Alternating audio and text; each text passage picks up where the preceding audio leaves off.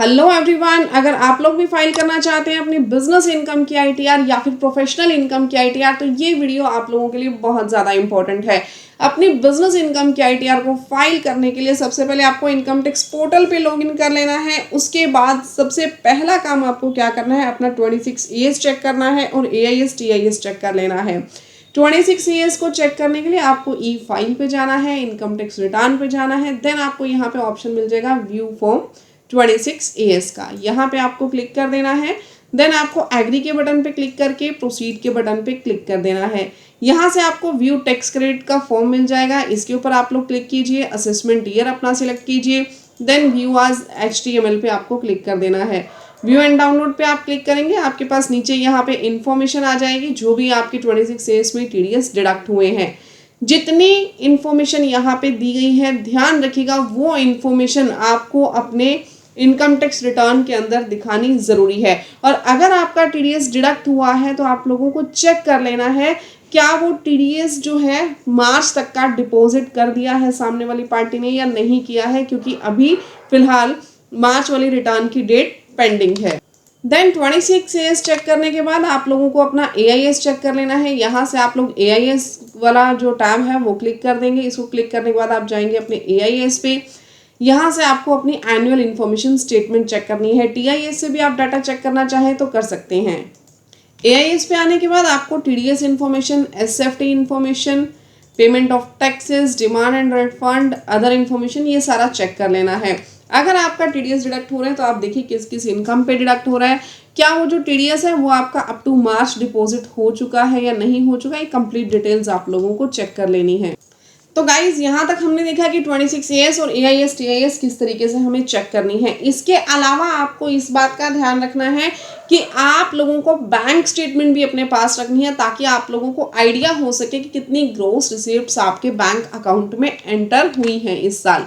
Now अब आपको जाना है ई फाइल पे, इनकम टैक्स रिटर्न पे। Then file income tax return पे आपको क्लिक करना है। इस पेज पे आप आ जाएंगे। देन आपको असेसमेंट ईयर सेलेक्ट करना है। करंट असेसमेंट ईयर आपको लिखा हुआ मिल जाएगा जो कि 26-27 है। यहाँ आप क्लिक कीजिए, ऑनलाइन बटन पे जाइए, देन कंटिन्यू के बटन पे क्लिक कर दीजिएगा।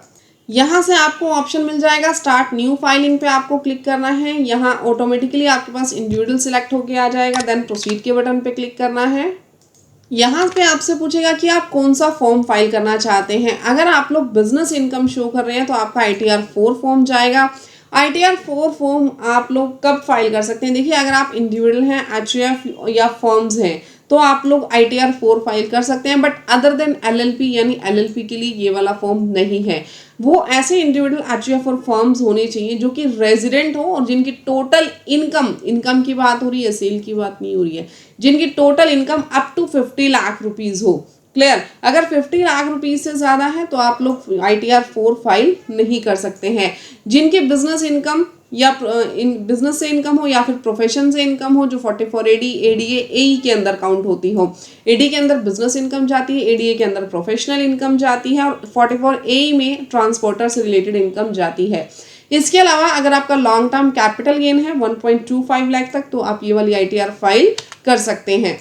बट अगर आप किसी भी कंपनी के अंदर डायरेक्टर हैं या फिर कंपनी ने अनलिस्टेड किसी कंपनी के अनलिस्टेड शेयर्स के अंदर आपने इन्वेस्ट किया हुआ है, इक्विटी शेयर्स के अंदर, या फिर इनकम टैक्स जो है वो डेफर्ड है ESOP के ऊपर, एग्रीकल्चरल इनकम 5,000 से ज़्यादा है आपकी, या फिर आपका जो फाइनेंशियल इंटरेस्ट है किसी भी एंटिटी में जो कि लोकेटेड है आउटसाइड इंडिया, तो आप लोग ITR 4 फॉर्म फाइल नहीं कर पाएंगे। ध्यान रखिएगा, कोई फॉरेन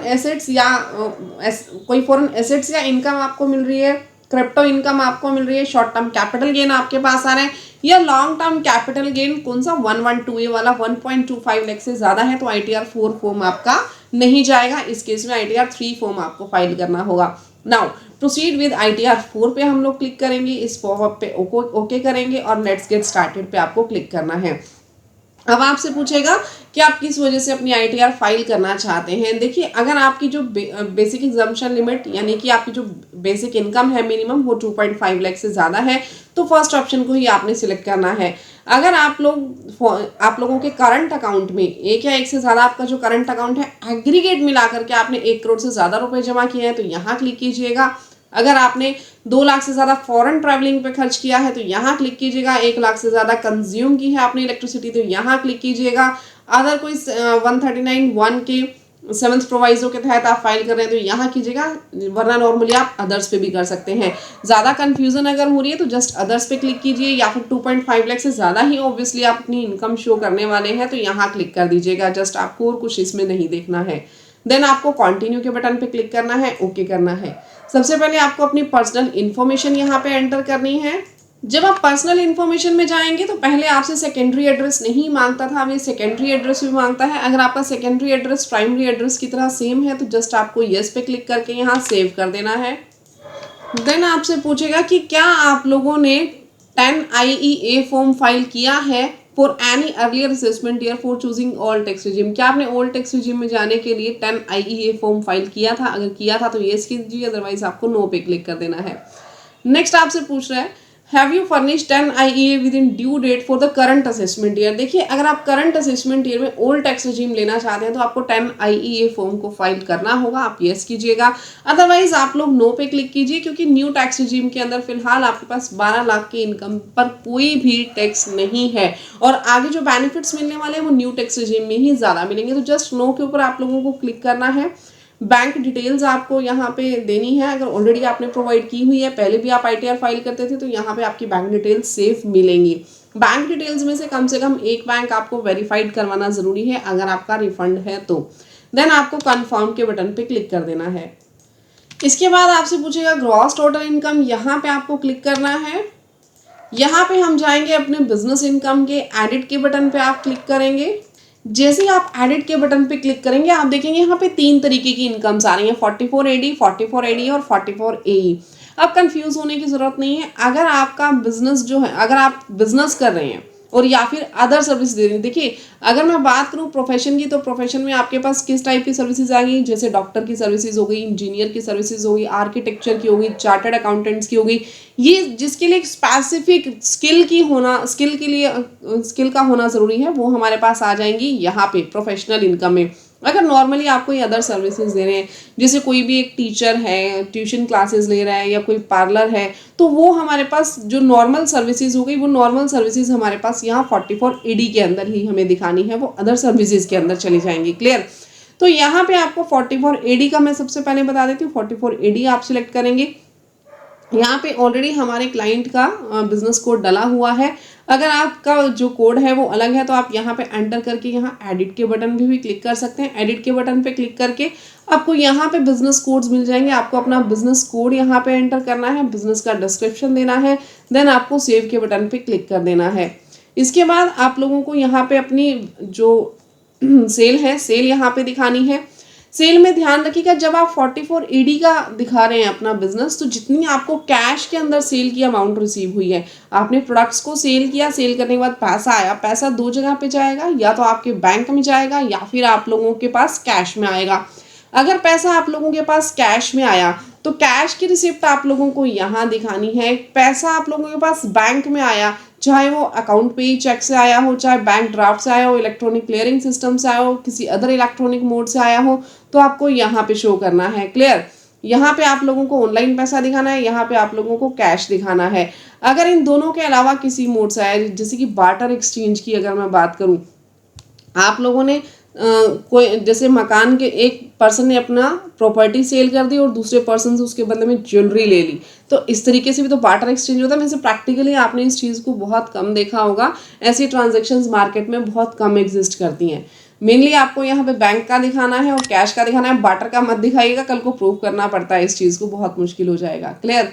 तो यहाँ पे हमने डाल दिया हमारी कितनी सेल जो है बाय बैंक हुई है और कितनी सेल कैश के अंदर आई है।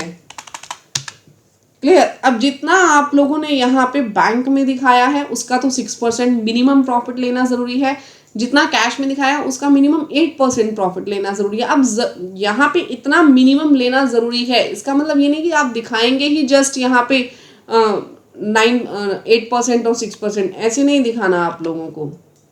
अब टोटल सेल तो हमारी आ गई। अब जो आपके पास यहाँ पे ऑनलाइन मेथड से पैसा आया, ऑनलाइन मोड से पैसा आया, आपको उसका कम से कम 6% प्रॉफिट दिखाना है या फिर actual whichever is higher, तो हायर अमाउंट आपको यहाँ लिखनी है। एक्चुअल में प्रॉफिट अगर 6% से ज़्यादा हुआ है तो वो यहाँ शो कीजिए, और जितना कैश में आया उसका आपने अलग से शो करना है। यहाँ पे उसका कम से कम 8% दिखाना है, उससे ज़्यादा भी दिखा सकते हैं, लेकिन 8% से कम आपको शो नहीं करना है। यहाँ पे हम अपना प्रॉफिट एंटर कर देते हैं। ये हमने अपना कंप्लीट प्रॉफिट दिखा दिया। देन आपको 44 एडी की इन्फॉर्मेशन को यहाँ एडीए की इन्फॉर्मेशन आपको एंटर करनी है।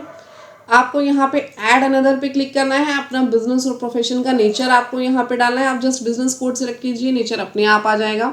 जैसे कि आपके आर्किटेक्चर में एग्जांपल के लिए बता रही हूँ, आर्किटेक्चरल सर्विसेज है, यहाँ पे नेचर ऑफ बिजनेस और डिस्क्रिप्शन ऑफ बिजनेस आपको प्रोवाइड करना है।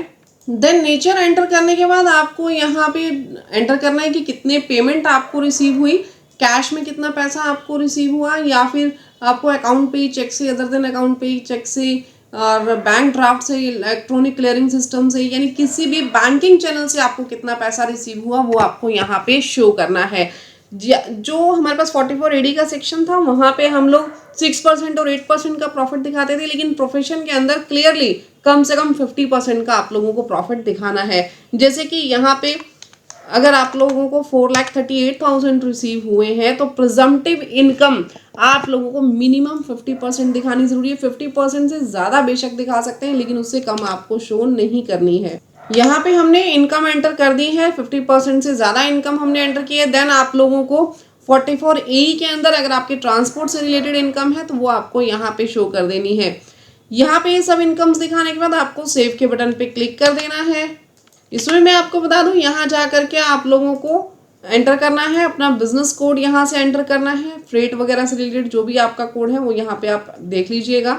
देन आप लोगों को सेव करने के बाद यहाँ पे 1 मिनट, सबसे पहले हम यहाँ पे कोड सेव करेंगे। देन आप लोगों को यहाँ पे more breakup, do you want to add more breakup values, यहाँ पे ऐड करना है। यहाँ पे आपको जो रजिस्ट्रेशन नंबर है अपने व्हीकल का वो आपको डालना है। ये व्हीकल आपका खुद का है, हायर्ड है या लीज्ड है, ये आपको डालना है। टनेज कैपेसिटी आपको डालना है, कितने मंथ उस व्हीकल ने काम किया वो आपको डालना है। देन आपको अपनी जो इनकम है वो यहाँ पे एंटर कर देनी है। तो गाइज यहाँ पे आप लोगों को जस्ट ट्रांसपोर्टेशन बेसिस पे डिटेल देनी है। अगर आप लोग इसको डिटेल में समझना चाहते हैं तो मैं आप लोगों के लिए एक अलग वीडियो बना दूंगी, आप मुझे कमेंट सेक्शन में बताइएगा।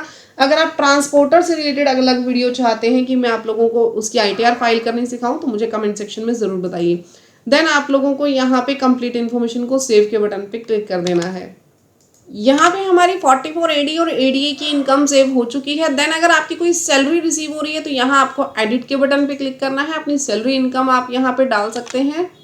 हमारे पास ये सारे जो टैब्स हैं ये ब्लॉक दिखा रहे हैं क्योंकि हमने परमानेंट इन्फॉर्मेशन के, पर्सनल इन्फॉर्मेशन के अंदर नेचर ऑफ एम्प्लॉयमेंट को नॉट एप्लीकेबल किया था। अगर आप नेचर ऑफ एम्प्लॉयमेंट को एप्लीकेबल करेंगे तभी ये टैब्स आपके पास सैलरी वाले ओपन होंगे, अदरवाइज ये आपके पास ओपन नहीं होंगे। तो सबसे पहले पर्सनल इन्फॉर्मेशन के अंदर आप लोगों ने एप्लीकेबल पे क्लिक करना है। ध्यान रखिएगा, आप लोगों को सैलरी इनकम वहाँ पे एप्लीकेबल करने के बाद ही यहाँ पे जो है सैलरी की इनकम आपको एंटर करने देगा। हमारे केस में सैलरी इनकम नहीं थी तो मैंने वहाँ पे नेचर ऑफ एम्प्लॉयमेंट को सिलेक्ट नहीं किया था। देन हम आ जाते हैं अपनी हाउस प्रॉपर्टी की इनकम पे। अगर आपकी हाउस प्रॉपर्टी की कोई इनकम है तो यहाँ पे ऐड अनदर पे क्लिक कीजिए। जो हाउस प्रॉपर्टी है उसका एड्रेस आपको यहाँ एंटर करना है। जो ऑनर है प्रॉपर्टी का वो खुद है, माइनर है, स्पाउस है या अदर्स है वो आपको सिलेक्ट करना है। प्रपोर्शन क्या है उसका, क्या प्रॉपर्टी आपकी को ऑन है यानी तो आपको यस क्लिक करना है, अदरवाइज आप लोगों को नो के ऊपर क्लिक कर देना है। यहाँ पे आपको type of house property select करनी है कि आपकी खुद की सेल्फ ऑक्यूपाइड प्रॉपर्टी है या फिर लेट आउट प्रॉपर्टी है। अगर लेट आउट प्रॉपर्टी है तो आपको यहाँ पे रेंट लिखना है, और रेंट लिखने के बाद आप लोगों की जो स्टैंडर्ड डिडक्शन है वो ऑटोमेटिकली यहाँ पे कैलकुलेट हो जाएंगी। इंटरेस्ट ऑन बोरोड कैपिटल भी आप लोग दिखा सकते हैं, लेकिन अगर सेल्फ ऑक्यूपाइड है ना, देखिए अगर मैं इसको सेल्फ ऑक्यूपाइड कर दूँ तो यहाँ पे आप लोग रेंट शो नहीं कर सकते, जो इंटरेस्ट है इंटरेस्ट शो नहीं कर सकते हैं। न्यू टैक्स रिजिम में इंटरेस्ट की डिडक्शन आप लोगों को नहीं मिलेगी। लेकिन यहीं पे अगर आपकी जो प्रॉपर्टी है, प्रॉपर्टी रेंटेड है तो अप टू रेंट यानी जितनी आपका रेंटल अमाउंट है उतनी अमाउंट तक आप लोगों को इंटरेस्ट की डिडक्शन मिल जाएगी। देखिए मैंने यहाँ पे लेट आउट कर दिया, यहाँ पे मैंने 1,20,000 का रेंट शो कर दिया, 30% की आपकी स्टैंडर्ड डिडक्शन आ गई। अब यहाँ पे आप interest on borrowed capital enter कर सकते हैं अप टू रेंटल इनकम। ठीक है, यहाँ पे आपका कितना लोन, कौन से बैंक से आपका लोन है वो आपको लिखना है, बैंक है या अदर देन बैंक है, कोई एनबीएफसी है वो आपको बताना है, बैंक का नाम आपको देना है, लोन कौन सी डेट को सैंक्शन हुआ, लोन अकाउंट नंबर क्या है, अमाउंट क्या है लोन की, आउटस्टैंडिंग कितना था loan last date of financial year पे, इंटरेस्ट ऑन बोरोड कैपिटल कितना है, यानी कितना इंटरेस्ट आप लोगों ने पे किया है वो आपको एंटर करना है। देन सेव के बटन पे क्लिक कर देना है आप लोगों को। यानी पूरी इन्फॉर्मेशन अभी आपको इंटरेस्ट क्लेम करने के लिए यहाँ पे प्रोवाइड करनी ज़रूरी कर दी गई है। इसके बाद इनकम फ्रॉम अदर सोर्सेज पे हम लोग क्लिक करेंगे। यहाँ पे आप लोगों के पास जो ऑलरेडी 26 AS और AIS TIS है, वहाँ से आप लोगों के पास ये जो अदर सोर्सेज की इनकम थी ये प्री फिल्ड होकर के आ जाएंगे। इसको अगर आप चेंज करना चाहें तो क्लिक करके एडिट भी कर सकते हैं, इसको आप बढ़ा सकते हैं क्योंकि हमारा इंटरेस्ट वहाँ पर ज़्यादा था AIS में। ठीक है, तो यहाँ पे हमारा इंटरेस्ट जो है थोड़ा सा ज़्यादा है, मैंने इसको इंक्रीज करके लिख दिया जितना हमारा इंटरेस्ट था। देन आपको सेव के बटन पे क्लिक कर देना है। अभी कुछ इंटरेस्ट वहाँ पे अपडेट नहीं हुआ था तो हमने यहाँ पे लिख दिया। इसके अलावा भी अगर आपकी कोई इनकम है तो ऐड अनदर पे क्लिक कीजिए, नेचर ऑफ इनकम यहाँ से सिलेक्ट करना है, अमाउंट सिलेक्ट करनी है, देन सेव के बटन पे जस्ट आप लोगों को क्लिक कर देना है। सारी इन्फॉर्मेशन डालने के बाद कन्फर्म के बटन पे आप लोग क्लिक कर लीजिएगा। देन आपको डिस्क्लोजर देना है अपनी एग्जाम्प्ट इनकम का, यहाँ पे आप लोगों को क्लिक करना है। ये टैब आपका मैंडेटरी है, ध्यान रखिएगा। यहाँ पे आप लोगों को एडिट के बटन पे क्लिक करके सबसे पहले तो अपने फाइनेंशियल पर्टिकुलर्स बताने हैं। जो आपने 44 AD और ADA की अमाउंट बताई है कि हमें इतना प्रॉफिट हुआ, तो बैलेंस शीट भी आप लोगों ने ज़रूर बनाई होगी। तो बैलेंस शीट में आप लोगों ने अपना ठीक है 44 AD में कंप्लीट बुक्स ऑफ अकाउंट्स नहीं रखने होते, लेकिन कुछ एक चीज़ों के इन्फॉर्मेशन देना ज़रूरी होता है आपको, जैसे सन्ड्री क्रेडिटर्स है, अदर लाइबिलिटीज़ अगर आप लोगों के पास है, इन्वेंट्रीज की डिटेल देनी आपको बहुत ज़्यादा ज़रूरी है, बैंक बैलेंस आपको बताना ज़रूरी है, सन्ड्री डेटर्स की अमाउंट आपको बतानी ज़रूरी है। तो ये सब चीज़ें यहाँ एंटर करने के बाद आपको सेव के बटन पर क्लिक कर देना है। इसके बाद अगर आपका GST नंबर है तो GST की नंबर के यहाँ पे आपने क्लिक करना है। यहाँ पे आपको ब्रेकअप ऑफ वैल्यू देनी है, जो आपका GST नंबर है वो एंटर कीजिए, उसकी जो टोटल टर्नओवर है वो आपको यहाँ पे एंटर करनी है। देन आप लोगों को अपनी एग्जाम्प्ट इनकम दिखानी है। यहाँ पे ऐड अनदर पे क्लिक कीजिए, अपनी एग्जाम्प्ट इनकम जो भी आपको इनमें से मिल रही है उसके ऊपर क्लिक कीजिए। जैसे कि एग्रीकल्चरल इनकम है, बट एग्रीकल्चरल इनकम आप 5000 से ज़्यादा की नहीं दिखा सकते हैं। यहाँ पे आपको क्लिक करके और यहाँ अमाउंट आपको फिल कर देनी है। पहले सब कैटेगरी नहीं पूछी जाती थी, अब से आपसे सब कैटेगरी भी पूछी जाती है। यहाँ पे जो भी एग्जाम्प्ट इनकम हो वो आप शो कीजिए, देन आपको सेव के ऊपर क्लिक कर देना है। कन्फर्म के बटन पे यहाँ क्लिक करेंगे।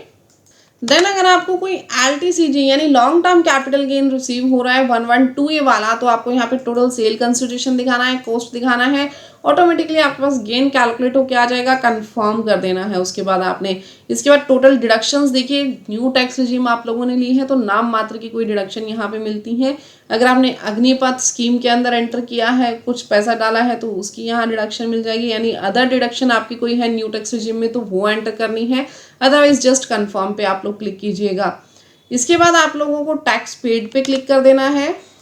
यहाँ पे आप लोगों को सैलरी का अपना TDS देख लेना है कि सैलरी के ऊपर जो TDS डिडक्ट हुआ है वो प्रॉपरली दिया हुआ है या नहीं दिया हुआ। आप लोगों को अदर देन सैलरी अगर कोई TDS डिडक्ट हुआ है तो वो आपको यहाँ पे चेक कर लेना है। ये आपने यहाँ देख लिया, और ध्यान रखिएगा ये हेड ऑफ इनकम जरूर देख लीजिएगा, यानी जो आपका TDS डिडक्ट हुआ है उसकी इनकम आपने कौन से हेड में डाली है। हमने अदर सोर्सेज में ही डाली है तो हम अदर सोर्सेज ही रहने देंगे, लेकिन अगर आपने बिजनेस में दिखाई है या हेड यहाँ पे गलत चूज हो रहा है तो उसको ठीक जरूर कर लीजिएगा। अदरवाइज ध्यान रखिएगा आप लोगों के पास सेक्शन 139(9) का नोटिस आ सकता है। गाइज बहुत प्रोफेशनल तरीके से अगर आप ITR फाइल करवाना चाहें ना तो हम लोगों से भी करवा सकते हैं। मेरे नीचे कॉन्टैक्ट नंबर दिया हुआ डिस्क्रिप्शन बॉक्स में, आप उस कॉन्टैक्ट के ऊपर हमसे कॉन्टैक्ट कर सकते हैं। हम लोग बिल्कुल जेन्युइन रेट्स पे आप लोगों को आपकी ITR फाइल करके देंगे, वो भी बिल्कुल प्रोफेशनल मेथड से। देन आपको यहाँ पे सेव के बटन पे क्लिक कर देना है, क्योंकि देखिए प्रोफेशनल जो है, प्रोफेशनल तरीके से अगर आपकी GST नंबर भी है तो बहुत आपको ध्यान से अपनी ITR फाइल करनी है। इसके लिए आप लोगों को मैं गाइड करूंगी कि आप लोग प्रोफेशनल की भी हेल्प ले सकते हैं। बट अगर आप लोगों को लग रहा है कि नहीं खुद से फाइल कर लेंगे, तो हमने बहुत ईजी मेथड अपनी यहाँ पे वीडियो में भी आप लोगों को बताया हुआ है। आप लोग अपना अदर जो भी आपके TDS डिडक्ट हुए हैं या TCS आपका कलेक्ट हुआ है वो आप लोगों को यहाँ चेक कर लेना है। अगर आप लोगों को पे करना आ रहा है कोई भी टैक्स, तो यहाँ पे आप लोगों को उसके चालान की डिटेल्स भी प्रोवाइड कर देनी है। देन यहाँ पे आपकी टोटल टैक्स लाइबिलिटी आ जाएगी। टैक्स लाइबिलिटी आप लोगों की 0 आ रही है, इसको भी आप कंफर्म कर देंगे। इसके बाद आपको प्रोसीड टू वेरिफिकेशन पे क्लिक कर देना है। देन आप preview and submit your return पे क्लिक करेंगे। देन डिक्लेरेशन पे साइन करके प्रोसीड टू वैलिडेशन पे जाएंगे। वैलिडेशन हम लोगों का सक्सेसफुल हो चुका है। देन आप लोगों को प्रीव्यू पे क्लिक करना है। यहाँ से अगेन आपको प्रोसीड टू वैलिडेशन करना है। यहाँ से प्रोसीड टू वैलिडेशन करने के बाद आपको जस्ट आधार ओटीपी लेना है, या फिर आप बैंक के ईवीसी से भी वेरीफाई करना चाहे तो ईवीसी से भी वेरीफाई कर सकते हैं। इसके बाद जस्ट आपकी वैलिडेशन कंप्लीट होने के बाद आपका जो आईटीआर है वो वेरीफाइड होगा। वेरीफाइड होने के बाद आप उसको सबमिट कर देंगे और ओटीपी जैसे एंटर करेंगे आपकी जो आईटीआर है वो सबमिट हो जाएगी और आईटीआर वी भी आप लोगों के पास डाउनलोड होकर के आ जाएगा। तो गाइस बहुत ईजी प्रोसेस है। वीडियो अगर आप लोगों को अच्छी लगी तो वीडियो को लाइक, चैनल को सब्सक्राइब जरूर कीजिएगा। मिलते हैं नेक्स्ट वीडियो में इससे भी बढ़िया इन्फॉर्मेशन के साथ। हमसे आईटीआर फाइल करवाना चाहें तो हमसे भी फाइल करवा सकते हैं। नीचे मैंने कॉन्टैक्ट नंबर दिया है, उस पर कॉन्टैक्ट कीजिएगा और अपनी आईटीआर के लिए हमसे बात कीजिएगा। मिलते हैं नेक्स्ट वीडियो में, तब तक के लिए thank you, bye bye, take care everyone.